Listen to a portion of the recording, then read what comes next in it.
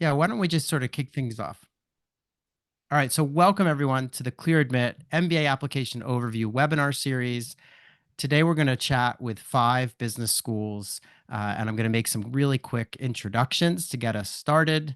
And again, welcome to everyone who's joining us. Just in terms of the structure of today, I did want to mention that we're first going to have a panel where we ask a lot of really great questions of our panelists and learn about their programs. And then at the end, each of our panelists have agreed to jump into a Zoom breakout. So what you'll be able to do is hang around and ask questions if you have any that are specific to the school. As a result of that, we don't really do Q&A during the main event here. So hang on to your questions. They will get answered in the breakouts at the end of the main session.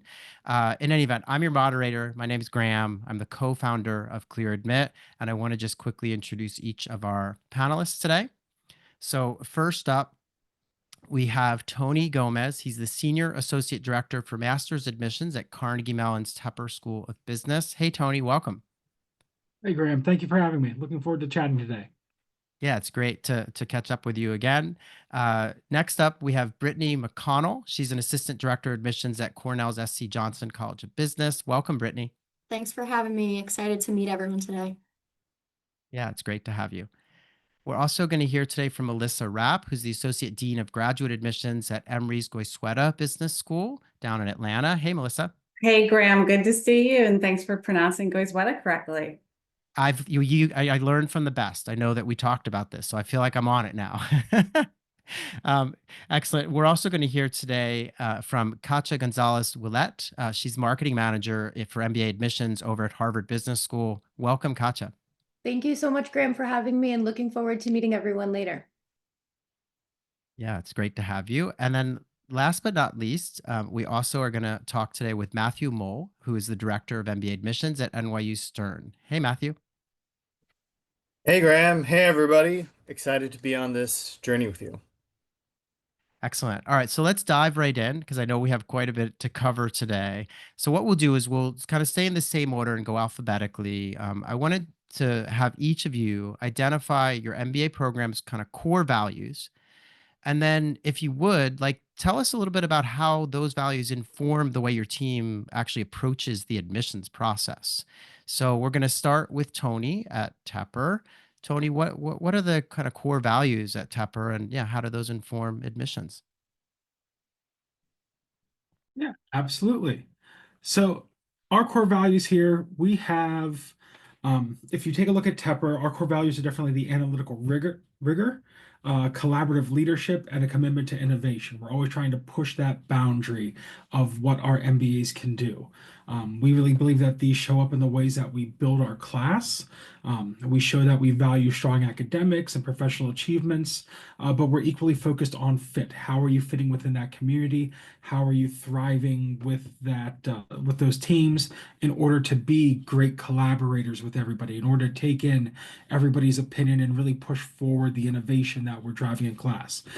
We also pay attention to how applicants are demonstrating curiosity, adaptability, and drive, which we see as essential qualities in leading ever-changing business landscapes. Okay, terrific. Yeah, that makes a lot of sense. Let's now turn to Brittany at Cornell Johnson. How about you? Yeah, so here at Johnson, we kind of follow the motto of the greater Cornell community, which is any person, any study. So that's a main value of ours, and it just means that, anybody is welcome here. And so we really take that into like a holistic view into our application process. Some candidates tend to think that we're just looking for people from business backgrounds, but that's not the case. We've seen candidates from teaching backgrounds, healthcare backgrounds, even farming and things like that. So business is in every single industry. And so even if you're not coming from that traditional business background, you have the transferable skills. It's just about really being able to articulate those skills that you can transfer over. But aside from that, we also really value people who will be strong members of the community and who will make an impact and get involved. We have a pretty small community here at Johnson, and it's very collaborative and tight-knit. And so when we do look at our applicants, we're looking for people who are eager to get involved and really contribute to the community that they're entering into. Excellent. Yeah, I'm really glad that you underlined this notion of, people can go to business school, and not just Cornell, but to business school in general from a number of backgrounds. I think that's one of the most amazing things about the degree. And I would argue that people can go on to do almost anything after business school as well, because it's such a versatile degree. Let's turn to Melissa at Emory. Melissa, how about you? What are the core values and how do they shape admissions? Yeah, thanks, Graham. Goizueta has 7 core values, and I'm not going to talk about all of them in recognition of our time here. And others have spoke of some of the ones that we have in common, things like community and diversity. I want to talk about 2 that I think sort of stand out. One is courage. This is a core value of ours in regard to the way that we believe it. You have to be able to take risks. You have to have the courage to stand up for what is right. And you have to be able to demonstrate that courage in front of organizations that you lead. The other is integrity. We really value honesty and self-awareness and commitment to doing what's right. I think those are some key elements of leadership in business today that are important to Goizueta, reflected in our 7 core values, and that we're looking for in our applicants. So I'm going to leave it there. Oh, that's terrific. And I'm sure that one could find the other values on the sites, on the website somewhere. They must be listed. Well, I can give them to you. They're courage, integrity, accountability, rigor, diversity, team, and community. Okay, excellent. Terrific. All right, let's now turn to Katya at HBS. What are the values, the core values of the MBA program over at HBS? And yeah, how do they shape how you all look at files? Yeah, absolutely. Thanks so much, Graham. So when I'm thinking about our core values at HBS, I reflect on the mission of the school, which drives really everything we do here, from how we make our admissions decisions to how we design our curriculum and how we're bolstering those pillars of community as well. So that mission is to educate leaders who make a difference in the world. And that mission statement really reflects 2 of our core values, which are leadership and impact. So if we take a look at that leadership piece, we're looking for people who embody a certain type of character and competence, both in the workplace, but also in their personal lives. And these types of people take initiative. They're always striving to empower those around them in everything that they do. That next piece is the impact, and is shown in that making a difference in the world piece of our mission statement. This piece is critical because we're looking for people who want to take that character and those core competencies that they have, along with the skills that they're going to learn in business school, and use them to make a positive difference on those around them and society at large. So I would highlight leadership and impact as 2 of our core values. Okay, terrific. Yeah, that's really helpful to understand. Matthew, you've been patient. Want to take us through what those values are at Stern and how they shape the way your team reviews files? Absolutely. And I think what I will focus on is IQ plus EQ. So I don't know where everybody is in the application process, but as you learn more about Stern, you'll hear about what IQ plus EQ is. You probably know what the IQ part is. When it comes to EQ, we really consider that emotional quotient, that emotional intelligence of our candidates. And what does that mean? And so I think what it means for the candidate is, where do you want to grow on those soft skill sides? How do you want to grow as a leader? So I'd think about it from that perspective of, what is it that I want to contribute when I'm in a community of other MBAs? And how do we evaluate for that? I think there's a few ways, but because IQ plus EQ is so foundational to the community and foundational to your time at Stern, you'll see it throughout the process. Probably most tangibly will be through the Pick 6, which we'll talk more about later, but that's one of our essays with pictures. And that's how we get to know you kind of outside of your kind of standard application. We know you're not your GMAT score. We know you're not your resume. So that EQ piece in the Pick 6, we also look for it in the interview. So you will be interviewed by somebody who's read your application, and we are looking for that EQ piece. So how you will kind of show up in the community. So I would really focus on IQ plus EQ as a foundational piece of the experience at Stern, but also a big piece of the application process for the candidate, but also as we're evaluating candidates who apply. Okay, terrific. Yeah, and if I may, I mean, one of the things you said that really struck me is this idea of thinking about how you're going to get involved to make an impact in the community. And I think that I don't want to put words in everyone else's mouth, but this idea of like going through these programs that you're targeting and thinking about not just what are you going to get in terms of the education and maybe the job, but what are you going to do as a student in these programs and how are you going to help shape the community, I think is always a good exercise to go through. Let's turn to the next kind of segment of our main panel here. And for those of you who joined us late, just as a heads up, we're going to run through a bunch of questions with our fantastic panelists today, and then each of them are going to stick around and jump into these little Zoom breakouts. So if you have questions for any of our panelists, you can ask those at the end in the little breakouts that we'll run. What I wanted to talk about next is just kind of the application process. And again, most of you joining us today, I think are thinking about applying down the road, which could be this summer and the fall, or even, further afield. So this is good. Everyone's kind of out in front on the MBA application process. We're sort of early in the cycle for the next admission season. But as you can see on the screen here, most schools have these components. Now it varies, and we're going to learn more about each of our schools that are joining us today, each of their specific applications. But generally, there's a form to fill out. There's often a fee to pay, although some schools have waivers. You need to send, your academic record across in the form of transcripts from undergraduate university. Most schools require a test. Some do allow for a waiver, a resume, essays, recs, and all these things that you see on screen here.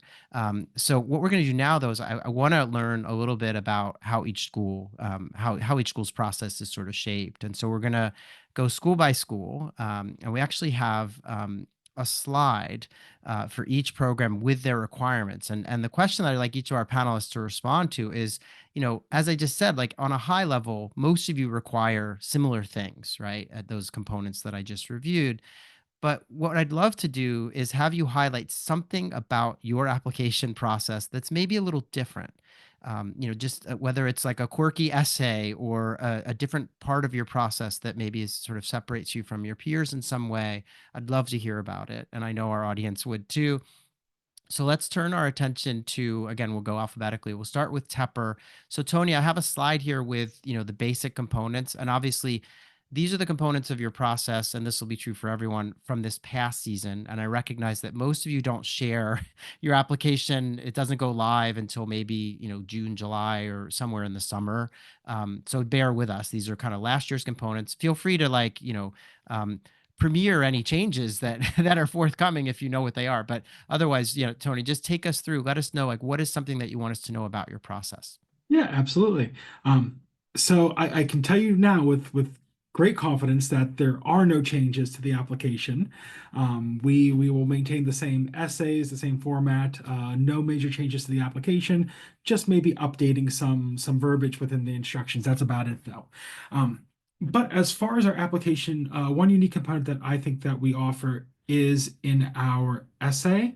Our essay is really focused on an experience that you've had in helping those around you, right? We really have this philosophy on helping others achieving their full potential. We really think that this is part of that community that helps Tepper stand out amongst the crowd here in business education, where we really want you to reflect back on that.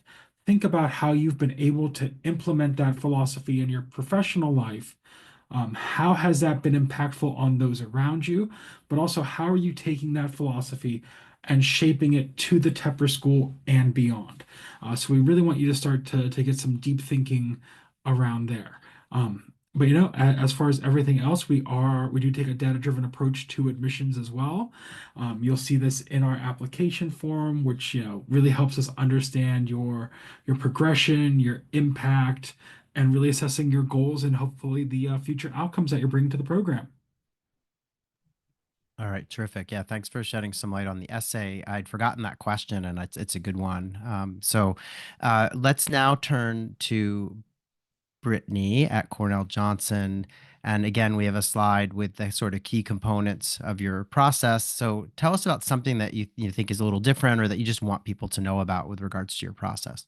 Yeah, so I actually think I will also be highlighting our essays, and reason being, we have two separate essays. One is a goal statement, which everybody has to write about.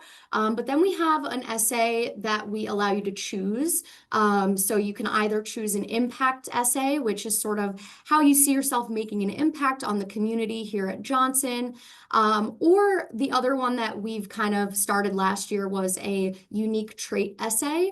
And this one gives people the opportunity to really talk about themselves a little bit more in depth, outside of their stats and kind of what their resume looks like, to talk about things that are important to them, things that make them unique or make them, right? Their own unique values. And this has been fun for applicants to kind of get a chance to showcase a little bit more about who they are as a person, outside of those stats, like I said. And we also have an optional essay, which I think is great because, if you've ever submitted any type of application, whether that's a school or a job application, there's always something that you might want to add that they didn't ask you about.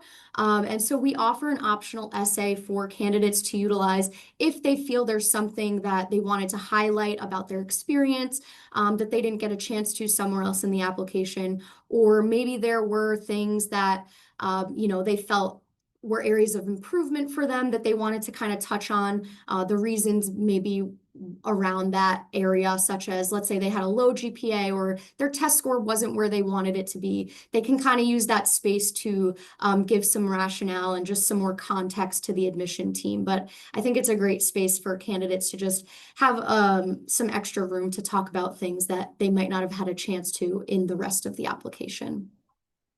Okay, terrific. Yeah, I think that's a good point, and I think a lot of your peers have those kind of these optional statements and things. So it is important to keep in mind as you go through this process. Let's now turn to Melissa. Melissa, tell us a little bit about. Again, we have a slide with the key components of the Goizueta, application. So take us through something that you want to highlight. Okay, great. Thanks so much, Graham.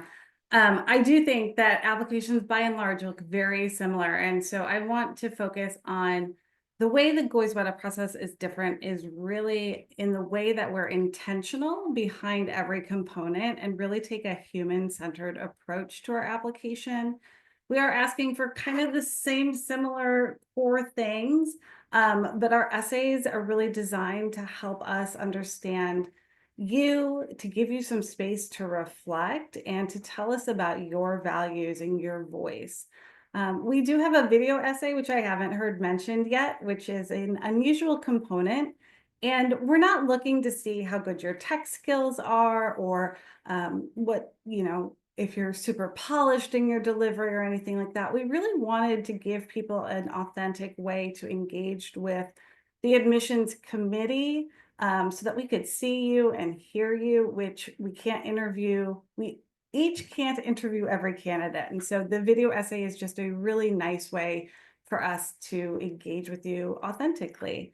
I think at the end of the day, what the Goizueta application tries to do is get to know who you are, not just what you've done.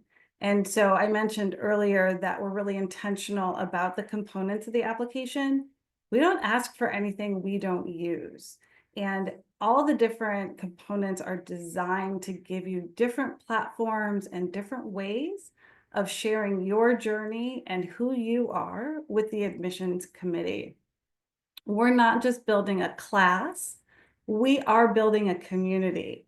And so we want to get to know everything about you, not just your academic performance, not just what you've done at work, but really, like I said before, who you are. Yeah, thanks for sharing that. And I do think the video is really interesting. As you say, yeah, I guess everyone on your team gets to sort of see each candidate because of that. Yep. So this sounds like a useful tool. Let's now turn to Katya at HBS. And again, we've got a slide somewhere with the key components of your process. So take us through something that you want to highlight. Awesome. Thank you so much, Graham. And I will echo a lot of what Melissa and my other colleagues have mentioned. A lot of this kind of first step, the written application part of the app, looks very similar to what my colleagues have discussed. One thing I'll highlight that is a little bit different. So we have a 3-step process. Written application is step 1.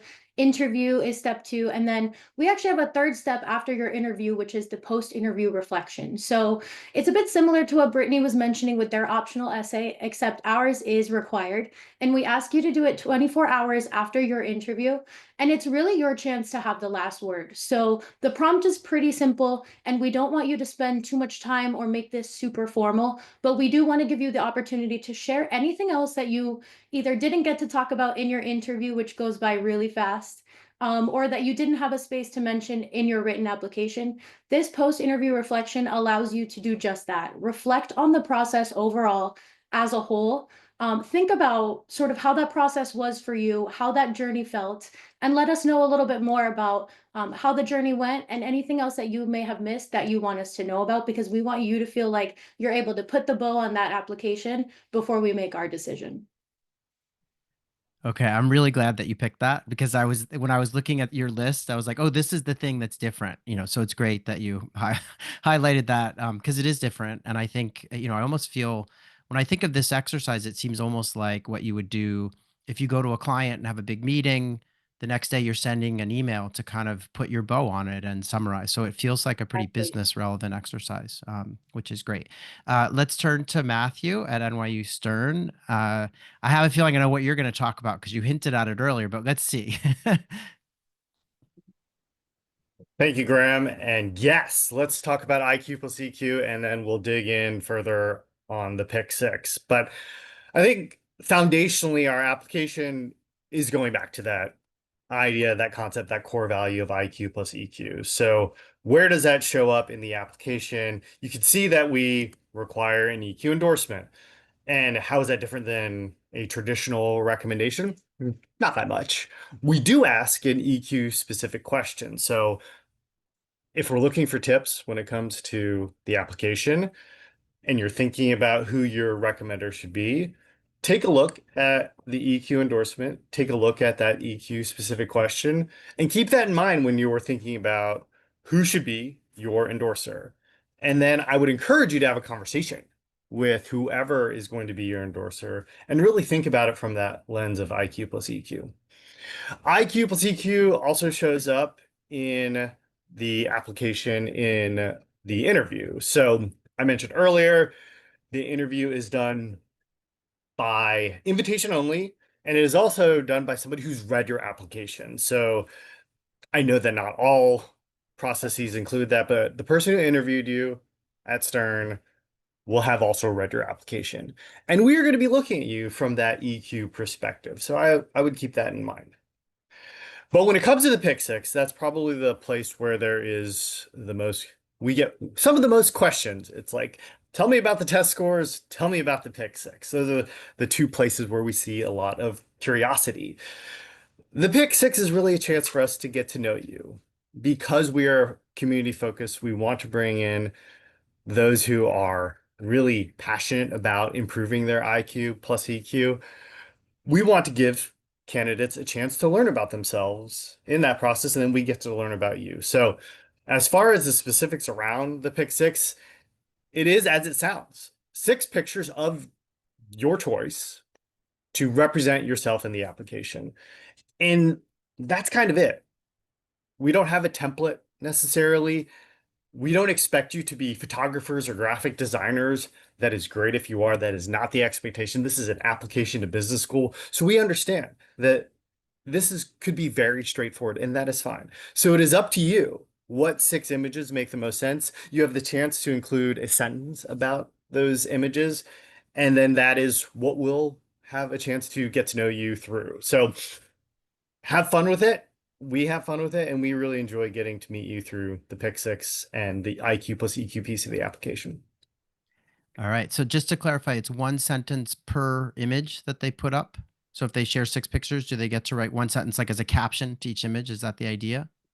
I would look at it that way for sure. A caption on Okay. the image, not a paragraph, a caption. Right. Okay. All right. Good to know. Those must be fun to review. All right. So we're going to move into the next section of our panel. And this is, we have some questions that we've kind of sourced from our audience and, kind of had to sift through them and in some cases combine things. But basically we're going to hopefully shed some light on the application process via these questions. So the first question is for Tony and over at Tepper. And this one is, applicants have this version of their resume that they've probably been using for networking or even to land their current job. But the resume you submit as part of your MBA application may not be the same thing. So is there anything that candidates should be considering as they prepare their kind of MBA application resume? Yeah, absolutely. And I like how you mentioned, it's usually the same resume that you use for the job. It should not be the same resume that you use for the job, right? It should not be an identical job search resume. Right. You want to make sure that you are prioritizing your impact over your job duties, right? We don't want to see just a rehash of your job description saying what you're responsible for. Show us what you have achieved, right? See if you can quantify a lot of that as well. We're looking for that evidence of leadership, of influence, and results too, because this is what we're hoping that you do in the future. We know that you have a lot of achievements to talk about, right? And whenever we read these applications, we're proud of you for those achievements as well. But try to keep it to one page. Make sure that this is a skimmable document for your reader, right? Use consistent formatting. Try to avoid industry jargon as best you can. Even though we've been exposed to a lot of these industries, we are not experts in your industry most times, right? Most of us are educators by training and by profession. So make sure that you're keeping this accessible to all. Think of this as a snapshot of your story and not just a deep dive into something. And definitely highlight your leadership beyond work. We love to see community involvement. We love to see personal interests, right? We want to know who you are and what you're going to be contributing to our communities, not just what you've done from 8 to 5. Yeah, those are some really great points. I think of, sometimes you see a resume and it's sort of an acronym soup, or, it's just people are in certain industries or, actually the military comes to mind with a lot of acronyms, but even tech jobs, so great advice to sort of make this easy for everyone to kind of read. And I would argue, I always think that, you should just assume that the person reading your application is highly intelligent, obviously, right, guys? But not necessarily like an industry expert from the domain that you're coming from. So just keeping it at that level. And I love the advice also, Tony, about including outside activities or, things you're doing in your community, which may, you might say, oh, my employer would never really care about that. But in this context, it's important. So great advice. Let's turn now to Brittany. Brittany, I have a question for you that's a big one because it's about essay writing. And I know, people always think about essays. It's one of the things that keeps candidates up at night, aside from maybe testing. Any advice, though? I mean, some people just don't know where to start and they haven't had to write an essay for a while because they've been working and maybe living in a world of bullet points and PowerPoint or something, but what's your advice when someone's sort of sitting down to think about this part of the process? Yeah, and it's a good question. It is a large part of the application. And as we've heard from everybody on this panel today, every school's essays are a little bit different. So what I would say first and foremost is, look at the school that you're planning to apply to and read the essay prompt ahead of time. Don't just expect to kind of fill out the essay while you're doing your application. I would say prepare ahead, right? So that way you have time to really think about what exactly is the question asking, right? You want to make sure you're actually answering the question of the prompt. There's been some times where I've read really beautiful and moving essays, but they didn't actually answer what we were asking. And so I would say just be aware of what exactly the question is asking. If it is asking about how you'll make an impact on the community, do some research on the school of ways that you'll get involved. Talk to members of the community, right? If you have to talk to a member of the admissions team to clarify, what exactly the question is asking, don't be afraid to do that. And then if you do want to just start out with bullet points or, run-on sentences, make it messy, right? Use a Word document before you start, and then just get your ideas down on paper somewhere, and then you can kind of go in and edit from there. And then my final tip would be, once you've written the essay, share it with a colleague, a friend, a family member, and kind of get their feedback, right? Ask them, hey, this is the prompt. Do you think my essay answers the question from, somebody who's not actually writing the essay? Because somebody else will be reading your essay and it has to be digestible for them. And so getting that feedback, I think, is an overlooked step, but I think it could be definitely beneficial for candidates. Yeah, that's excellent advice. I would argue, I think someone, and I can't take credit for this, somebody on one of these sessions that we've done, and we've done many over the years, said something like, give your essay to your best friend or, somebody you know, and don't include the question. And then ask them to read it and tell you what they think the question is. Yeah, And that's a great it's idea. if it doesn't line up at all, you're probably, off track a little bit. So, but great advice to just, know the prompt and respond to the prompt. Yeah. So, and to take it, this isn't something you do, as you say, like while you're kind of filling out the online application, like you got to prepare and take some time to think about this. So terrific advice. Let's turn to Melissa. Melissa, we have a question for you. When it comes to post MBA career goals, what level of specificity are you looking for? And, how closely does that need to align with the candidate's previous experience? And by specificity, I mean, like sometimes you see candidates saying, oh, I want this title at this company in this office or this region of the, so like, what are you looking for with this stuff? And what if someone's trying to make a drastic change? Is that Yeah. bad? Well, I think a lot of people come to an MBA program to make a big change. And so it's a great question. It's one we get all the time. And we don't expect you to have an entire post-MBA career mapped out. I think that's unrealistic. I think many of us on this call are probably still wondering what we might do with our career in a few years. So don't let that cause too much anxiety. What we want to see, though, is clarity of intent. And what I mean by that is you should be able to articulate what you want to do next, why it matters to you, and how an MBA, specifically from Goizueta or whatever school you're applying to, will help you get there. Your goals don't have to match your past experience. As I said, many of our students are career switchers, but what we're looking for is a thoughtful connection between where you are and where you want to go. If you've done your research and your goals are realistic, and that you're aware of the resources to support you to get there. So listen, I'm not even going to be able to say it. Specificity, I can't. I'm so glad this is recorded and everyone will get to see this over and over again.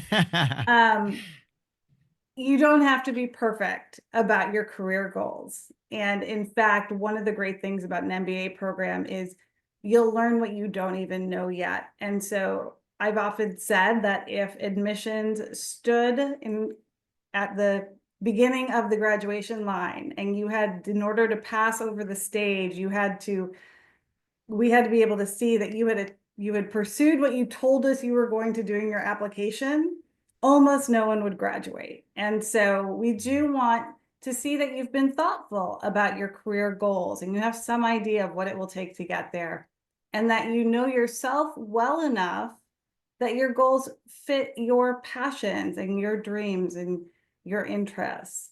But it doesn't have to be perfect. And again, we're not going to hold you to that when you do get to school.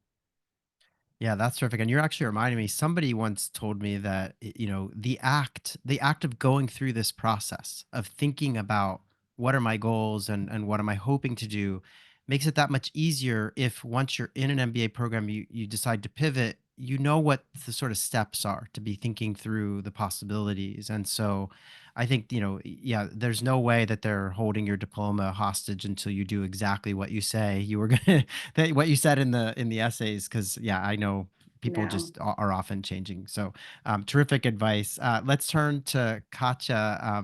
We have a question here about interviews, and Harvard does interviews by invitation only, and you have the post-interview reflection. So clearly this is like a big piece of your application process. But what do you learn during an interview? And maybe shed some light on, I don't know if you spoke to this earlier, but when you interview someone, have you read their file? So yeah, how in detail are you going? Yeah, absolutely. So for us, the interview is a really, really important piece of this journey because it shows us what kind of voice you're going to bring, not just to our classroom, but to our community, as we've mentioned several times throughout this webinar. So our interviewers do read your application from first word to last word, and those interviews are going to be really tailored to you and to the information that you put into your application, which hopefully makes this a little bit less intimidating, because we try to make these interviews as conversational as possible. So HBS pioneered the case method style of learning, where you are learning just as much from your classmates, if not more from them, than you are from the faculty member leading the class. So this voice and those experiences that you're bringing to the classroom are incredibly important to us. And we are essentially crafting that interview to make sure that we're getting to know better those experiences, how you talk about them, and how essentially you're going to use those experiences to teach your classmates throughout those 2 years at HBS. Excellent. Yeah, I feel like this is great. I mean, I wish I had had all these little bits of advice when I was applying to business school. And also it's just so nice that we're in May and people have time to really put these things into motion. Let's turn to Matthew at NYU Stern. We have another question here. This one is an interesting one because it's about when things go wrong, essentially. Sometimes you have a semester with poor grades, or you lose your job and have a gap in employment, and these are common occurrences. And I wondered if you have advice for someone who's dealing with that, and how they present that in the application process. Thank you, Graham. And I think it's really important for everybody to realize and remember that humans are applying to business school, and humans are also on the other side of the process, reviewing your application. So put that into perspective when you are creating your application. So when you are applying with other humans, not this idealized version of a human that probably does not exist. So what does that mean? That means we expect to see growth, bumps, etc. in the application. So those changes can be a range of things. Graham touched on a couple of those where we see most common, like a work experience gap, or a semester where you may have experienced some challenges with your coursework. The best place in most applications to address things that may not fit neatly into essays, resumes, etc., would be optional essays. And so take advantage of that. I think what I would encourage folks to consider is, if you have something in your application that you may be questioning, you may see a question mark when you're putting together your application, use the optional essay to say something about that. I think if I'm speaking directly from my experience, it can be bullet points. You could say quickly what the kind of issue you want to address in the application. And then also the last thing I'll say is that this is super common. It is common that folks are going to share something in the optional essay because life does happen, because things do change, because you are a growing person who is looking to grow further through the MBA. So I would take that in consideration when you're creating your application. We are going to understand that there are things that happen in life. Yeah, well said. And I appreciate you kind of elaborating on all that. And it is, yeah, as you say, I mean, people have gaps, they have, grade issues, they have health issues, all kinds of things come up. We see them time and time again. And at least for the time being, humans are applying to business school and humans are are reading the files. I know we live in a very crazy world right now with generative AI and stuff, but for now, this is how it is. And thankfully so, right? So what we're going to do next is we have some kind of fun questions for you all, so we can sort of flip ahead here. We're going to stay with you, Matthew. We'll go backwards through the alphabet here, just to kind of switch things up, everybody. We'll go describe the Stern admissions team in 3 words. I'm going to cheat a little bit since I didn't have the chance to see what other people have said, but come meet us and you'll find out. So I encourage you to come meet us. Okay. All right. Now we'll go to Katya. How would you describe the Harvard admissions team in 3 words? Yeah, I would describe us as warm, insightful, and hardworking, just like we try to build our class. Okay, excellent. Melissa, how about at Goizueta? I'm going to go with smart, supported, and well caffeinated. Excellent. Brittany, how about you at Cornell Johnson? I would say collaborative, enthusiastic, and caring. Okay. And Tony, I know it's unfair when we go backwards this way. You'll probably run out of adjectives, but how would you describe the Tepper admissions team? It's okay. I think I want to repeat some here. So, um, intentional, collaborative, student-centered. Okay, terrific. All right. Next one, and we'll stay with you, Tony. The next lightning round question is, give us an example of something that is an admissions process don't. I mean, the classic would be someone's applying to your program and they name another school in their essay. But what's something else that you kind of don't like to see when you're reviewing a file? A personal pet peeve of mine is when students skip the optional essay. I always have maintained since I was an undergrad admissions counselor, if it's on the application, fill it out, right? We have wild imaginations as admissions officers. We want you to be able to explain anything that there might be. Especially, that dip in grades that was mentioned, gaps in experience. We'd rather have the context than be left guessing. Yeah, and actually, we were doing one of these yesterday, and I think many of our attendees maybe were there. But a great point is, don't force the admissions reader to play detective. No one likes to have to kind of figure out what was this person doing in that year, or et cetera. So, excellent advice. Let's now go to Brittany. We're going now the right way through the alphabet. Brittany, Cornell Johnson. What's something you guys don't like to see? That's a great question. I think there's a couple that come to mind, but one thing that, is tough when we're reading applications is people who have like 10-page resumes, especially when they have maybe like a year or two of experience. You don't, not less is sometimes more, right? So I think being intentional about the space you're using, obviously, if you've got, 10 years of experience, 2 pages is fine, but look at templates. There are MBA resume templates out there that you can utilize, and just make sure you're formatting it professionally, right? Using a professional font, and not just adding every single thing you've ever done in your life, really being intentional about what an MBA school might be valuing in a resume. Okay. Yeah. Terrific. I once, when I was graduating from university, someone said, for every 10 years of work, it's 1 page of resume. So, because I was like, oh, can I have a 2-page resume? I had like 4 years of experience. They said no. So, Right. good Probably not advice. needed. All right. Melissa, something that you don't like to see.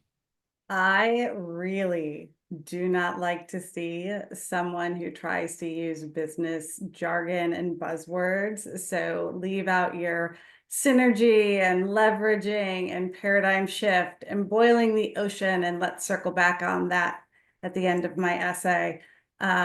Just be clear, be concise, and be yourself, and that's going to get you really far. All right. Terrific. Okay. Katya, something that you want to highlight here. Yeah, absolutely. And all great things, tough acts to follow. Mine will center on the letters of recommendation. We do not like to see very vague letters of recommendation from someone who is an alum or has a fancy title. We much prefer detailed, specific letters that are personalized to you and add color to your application. Title and alumni status, way less important to us. Content and specificity, way more important in terms of those letters of recommendation. I'm so glad that you mentioned that. I think, yeah, picking the right people to write your letters and not basing it on where they went to school. I mean, yeah, the people who are closest to your work is so Exactly. critical. And also, I think, letting them in on your process is also really important. Like, I think, showing them like what you're telling the schools, like so that they have context around why you want the MBA. Or, I mean, I can only imagine if you got this may happen sometimes. Maybe you get an application where the candidate's saying, I cannot wait to be a superstar in, let's say, finance. And the recommender's saying, oh, I know that this person's going to be a terrific, would make a great consultant, or something that's completely not aligned. So, yeah, communication with your recommenders is always a good idea, and picking the right folks. Matthew, something that is a pet peeve for you over at Stern. Well, Katya took mine, so I'm going to Oh pivot. no. But that's okay, because I think I think what we at Stern like to do is really center the candidate in this experience. And so I think rather than looking at it from the perspective of like what goes wrong, I would say look at it from this perspective and remember why you applied. Very much what you're saying, Graham. There can sometimes be these disconnects that can also happen at the interview. Like you have shifted your thinking so quickly from your application to the interview. And that's fine, but be ready to tell that story. So I think ultimately, and this is going to be great for the MBA experience as well, when you decide to apply, remember what brought you here, because you can get the case of the FOMOs if you decide that you are in a process and something else is going to distract you. But I think bottom line, if you remember why you applied, that will help you throughout the process. Yeah, and actually, I just want to underline something, Matthew, if you don't mind. I mean, I think you're making a really good point about how before you start writing essays and completing application materials, I think it's useful to step back and, like you're saying, like just figure out like why are you doing this in the first place, and what are the stories in your past that support this decision, and so that you kind of come into the process with a set of ideas and a plan, and then you're kind of figuring out, well, how do I convey my message across the materials that the schools put at my disposal. So anyway, yeah, I really feel like, yeah, the great advice from you on just centering and thinking about why you're here in the first place. I think we have one more lightning round question, and then we'll get into our breakouts. And this one's sort of a fun one, but I'll stay with you, Matthew. Anything exciting that you're looking forward to happening at NYU Stern? And I will keep talking about IQ plus EQ, but specifically in this case, take a look at our Leadership Accelerator. So the Leadership Accelerator is the arm of the school that focuses on leadership, and you'll engage with the Leadership Accelerator no matter how deep you go into leadership at Stern. So take a look at the Leadership Accelerator. They're always doing things that are related to building yourself from your perspective as a leader. So I'm really excited about their work. Okay, excellent. Katya, something coming up at HBS or a program or something you want to highlight that gets you excited? Yeah, absolutely. So this summer, we'll kick off our 42nd annual Summer Venture and Management Program. This program is geared towards college students, but it's a residential 4-day program on campus for those students to really step into the shoes of an HBS student. They live in our dorms, they take classes with our faculty in our classrooms, and they really get the end-to-end experience of what it's like to be at HBS. So college students, I urge you to check that program out. It happens in mid-June, and I'm super excited for that. Oh, that sounds like a lot of fun. All right, Melissa, something that you're looking forward to happening at Emory? Yeah. Usher is going to be our commencement speaker in Wow. like 4 days. So we're really excited to have him on campus and, providing some inspirational words for our soon-to-be graduates. I'm also so excited. We just finished up a curriculum review about a year ago, and this fall, some of our new curricular changes are going into effect that really reflect some of the current challenges in business and will better equip our students to be really values-based leaders and driving change that impacts society. So I cannot wait to see that curriculum go into effect and have our students benefit from it. And now I think mostly you've kind of inadvertently maybe underlined another amazing thing about business school. I mean, I'm a big business school fan, as everyone knows, but I feel like business schools are so much better at adjusting and adapting their curricula on a regular basis. I mean, it just seems like sort of night and day from some other professional schools. So I feel like business schools are always good about incorporating, what's happening in the business world into the curriculum. So that's exciting that you guys have a new curriculum rolling out. Yeah, we're very excited about it. Excellent. All right, Brittany, what about at Cornell, something that's coming up? Yeah, so as we're kind of rounding out the year, the summer may be a little quiet, but once we hit back in the fall, one of the favorite events of our students, but also our staff, is called Battle of the Brands. So every week at Johnson, we host something called a Sage Social, which is essentially like a big networking celebration of the end of the week. It happens every single week, and one of our most popular ones is with our marketing students, where they market real products. Everybody who attends gets tickets, and they can, buy and be sold on these real products to then take home. But our prospective candidates can come visit and kind of get a feel for the community and partake in this really fun day. So that is called Battle of the Brands. And if candidates are interested out there in visiting in the fall, we can certainly help get you registered for that. Oh, that's terrific. That sounds like a lot of fun. Tony, what's coming up in Pittsburgh at Carnegie Mellon Tepper? Yeah, so like most other institutions, we are winding down the year. This Saturday is actually our graduation ceremony for our MBA students. So we don't have a big name like Usher coming, but I always personally enjoy graduation, just seeing the fruition of all of their achievements over the past 2 years, right? Getting to see the candidates come in a certain way and then leaving more developed, more confident, and just ready to face their future.